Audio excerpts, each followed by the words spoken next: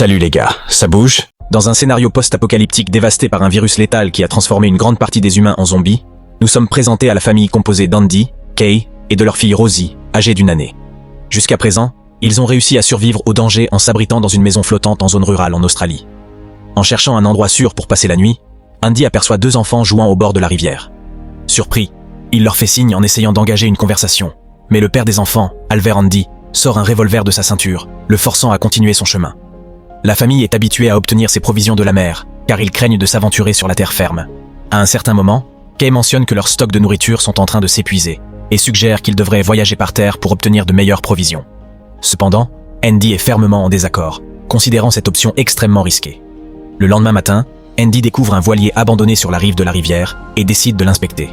Là, il trouve une quantité considérable de nourriture et une bouteille de vin, mais il devient anxieux en entendant des sons étranges provenant de derrière une porte. Prudent et ne voulant pas prendre de risques, Andy retourne rapidement à son bateau.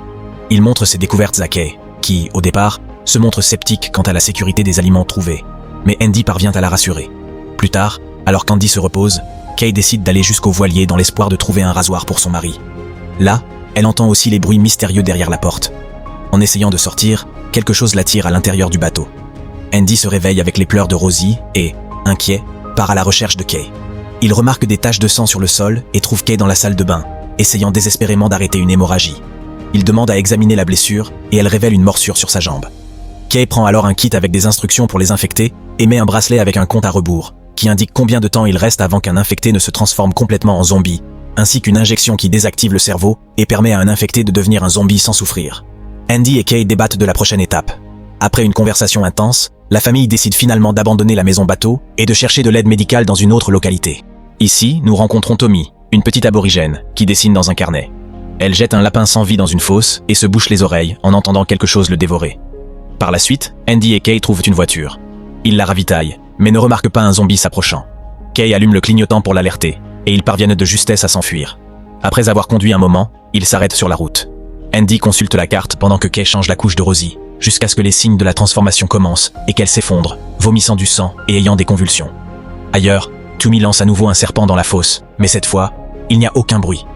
Après un certain temps, Kay se réveille et examine sa blessure, d'où s'écoule une sécrétion jaunâtre. Elle crie sur Andy, le forçant à arrêter la voiture, furieuse qu'il essaie de cacher l'avancement de sa transformation. Inquiète de contaminer son mari et sa fille, Kay ordonne à Andy de partir et d'emmener Rosie. Mais il refuse et la force à monter dans la voiture, cassant la poignée pour empêcher sa fuite. En route, Andy est distrait par un homme sur la route et a un accident. Il constate que sa fille va bien, mais un tronc a traversé le ventre de Kay. Plus elle saigne, plus elle se transformera rapidement. Andy devient nerveux et finit par perdre connaissance. Quelques instants plus tard, Andy reprend conscience et tente de réveiller Kay, mais la trouve déjà transformée en zombie, avec des lèvres et des yeux remplis de sécrétions jaunâtres. En essayant de sauver Rosie, Andy est mordu par Kay. Il parvient à sortir du véhicule et administre une des injections à Kay pour qu'elle parte sans souffrance. En observant la morsure sur son bras, Andy se désespère, réalisant que bientôt sa fille sera sans défense. Il utilise alors le bracelet chronomètre de Kay sur son propre poignet, met Rosie sur son dos et commence son voyage. Le bébé commence à pleurer, ressentant l'absence de sa mère, mais Andy vaporise rapidement le parfum de Kay pour la calmer. Pendant une pause, Andy aperçoit ce qui a causé l'accident et tente de l'affronter, mais se rend compte qu'il s'agissait d'un zombie et se prépare à se défendre. Soudainement, Tommy apparaît et dit que ce zombie est son père. Elle demande à Andy de s'éloigner et se coupe la main avec une pierre, en utilisant son sang pour faire en sorte que son père la suive. Après avoir marché un peu, Andy entre dans une école et rencontre une enseignante retraitée nommée Etta. Elle nettoie sa blessure et informe qu'absolument tous les aborigènes de la région sont partis, y compris bon nombre de ses élèves. Etta l'invite à passer la nuit là-bas. Plus tard, Andy observe à distance plusieurs feux de camp faits par une tribu aborigène. Nous voyons une femme qui recherche Tommy. La nuit, Andy a sa première convulsion à cause de l'effet du virus.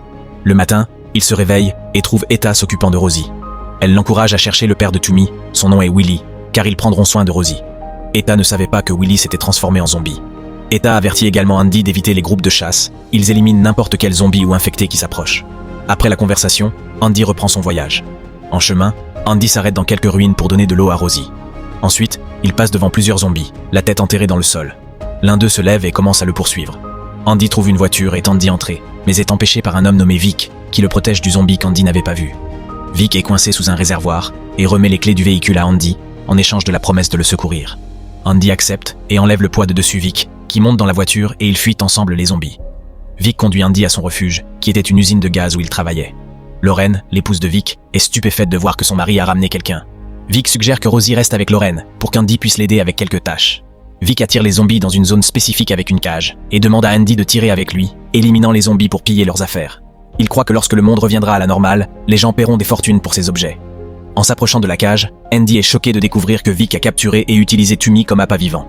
Dans l'abri, Lorraine s'occupe de Rosie, essayant de l'animer, et remarque une sécrétion jaunâtre sur son ventre. Vic et Andy se dirigent vers une autre cage où un homme de la tribu de Tumi est emprisonné.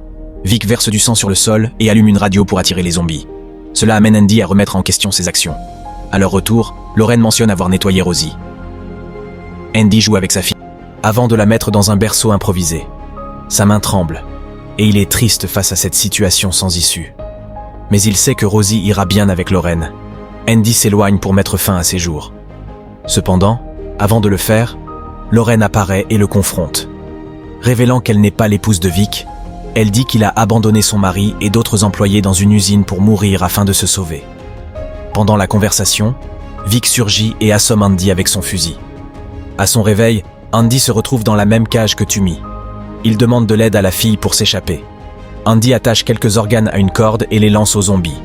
Quand il tire, la porte s'ouvre, leur permettant de s'enfuir. En retournant à l'abri, Andy appelle Lorraine pour fuir. Vic se réveille et se prépare à tirer. Lorraine essaie de l'en empêcher, mais est touchée par une balle. Andy suit Tumi jusqu'à la cage où l'homme était emprisonné, mais il a disparu. Après avoir échappé à Vic, il passe la nuit dans un canyon. Tumi se réveille en entendant Andy grogner, se frottant le visage dans le sang sur le mur comme un zombie. Elle tient Rosie, effrayée. Le matin, Andy redevient normal et parle à Tumi de son père. Après qu'Andy ait affirmé qu'il ne redeviendra pas normal, Tumi court furieuse jusqu'à le trouver sans vie parmi les arbres. Andy essaie de la consoler sans succès et décide de partir. Bientôt, il a un autre effondrement et se rend compte qu'il lui reste peu de temps. Tumi entend Rosie pleurer et va l'aider. Quand Andy se réveille, Tumi dit qu'elle va l'aider à atteindre la rivière. Dans la scène suivante, ils voyagent en bateau à moteur jusqu'au campement, où Andy a vu la famille au bord de la rivière pour la dernière fois. Ils trouvent une caravane et l'inspectent, mais la trouvent vide. Après cela, Andy cherche la famille pendant que Tumi reste dans la caravane. Andy les trouve finalement, mais l'homme creuse une grande fosse et montre qu'il a été mordu. Il dit qu'il a 6 balles et qu'il ne laissera pas sa famille souffrir dans cette terre. Et dit qu'Andy pourra utiliser les 2 balles restantes quand sa famille sera partie. Andy regrette la décision de l'homme et s'éloigne. Alors, 4 coups de feu peuvent être entendus à distance. Après que toute la famille soit partie, Andy prend l'arme et reste pensif. Pendant qu'il réfléchit à cela, Tumi apparaît et lui dit qu'elle est prête à retourner auprès de son peuple et suggère de laisser Rosie avec son peuple. Après cela, ils repartent encore une fois. En passant par le tunnel du train, ils voient Vic à la fin. Tumi se cache avec Rosie dans un camion stationné sur les rails, tandis qu'Andy essaie de le distraire. Dès qu'Andy tire, les deux commencent à se battre. Après un autre coup de feu, Vic se lève et tire Tumi. Tumi hors du camion, et puis frappe sa tête. Andy arrive en boitant et vérifie si Tumi va bien, jusqu'à ce qu'il trouve Vic avec Rosie dans les bras. Il s'assoit près de Vic et exige de récupérer sa fille. Au début, Vic refuse jusqu'à ce qu'il rende finalement l'enfant à Andy, tout en déplorant la mort de Lorraine. Le trio continue alors son voyage, mais pendant la marche, Andy commence à se transformer en zombie. Il voit la carcasse d'un animal et finit par avoir une idée, emportant avec lui quelques organes de l'animal. Avec peu de temps restant, Andy attache les organes à un bâton et implore Tumi de prendre soin de Rosie. Avec beaucoup de tristesse, il fait ses adieux et dit à sa fille qu'il l'aime. Et pour ne blesser personne, Andy met un protège-dents qui était dans un kit et attache ses poignets. La transformation s'intensifie avec ses cils et sa bouche couverte de sécrétions jaunes. Andy est maintenant complètement transformé en zombie. Malgré cela, il porte toujours les deux sur son dos, étant attiré par le morceau de viande attaché au bâton, jusqu'à ce qu'il trouve enfin la tribu de Tumi. L'un des guerriers était sur le point d'attaquer Andy avec sa lance, mais la mère de Tumi intervient. Ils sont impressionnés de voir l'homme qui, même en étant un zombie, a lutté jusqu'à la fin pour son bébé. Avec respect, ils tiennent Andy pendant que la mère de Tumi embrasse sa fille. Après que Rosie soit en sécurité, un sage de la tribu admire le plan qu'Andy a eu. Et avant de le terminer, Tumi prend le flacon de parfum de Kay et le vaporise dans l'air pour calmer Andy. Jusqu'à ce que Tumi permette finalement au guerrier de lui ôter la vie pour qu'Andy repose en paix. Dans la scène finale, ils arrivent dans un abri du peuple aborigène, où ils sont chaleureusement accueillis par plusieurs membres de la tribu. Là, la mère de Tumi voit les mots « merci » écrit avec de la peinture blanche sur le ventre de Rosie, montrant qu'Andy avait tout prévu, étant reconnaissant envers ceux qui prendraient soin de sa fille. Le film se termine. Si vous avez aimé cette vidéo, aidez la chaîne en laissant un like et un commentaire.